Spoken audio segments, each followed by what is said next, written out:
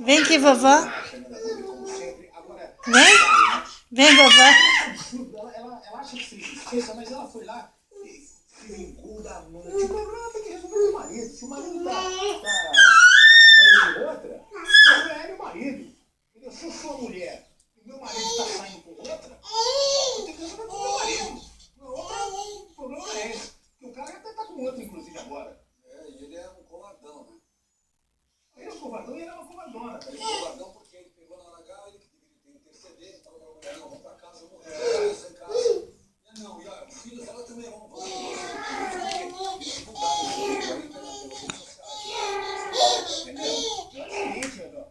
Você tá me traindo? Acabou pra você, acabou, já era, cada um pro seu lado. Se você quer outra mulher, então fica com ela, acabou. Não tem essa, gente. Não tem essa. Olha, confronto de reintegração. Olha, vovó.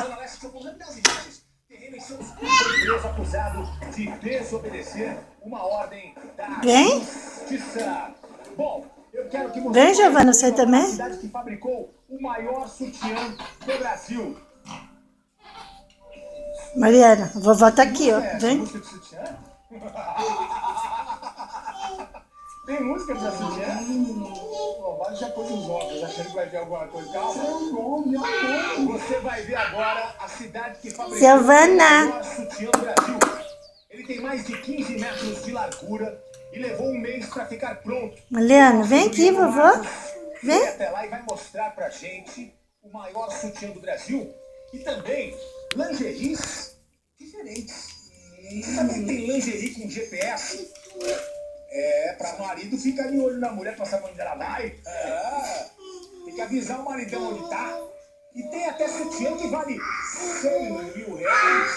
Que sutiã caro é esse? Bora, Lobi. Vamos ver a reportagem. Roda o sutiã. Ela tá... Pergunta pro Mariano qual que a moto faz. Vai, Giovana. Giovana. Giovana, agora tá entretida com aquele negócio. Estamos chegando numa cidade de Giovana. Em Jeruága, eles produziram um sutiã gigante. Imagina, minha amiga, um sutiã com tamanho de 360 desses que você tem aí. Com 15 metros de comprimento. Quase 5 metros. Tira da boca. Pra que pôr na boca?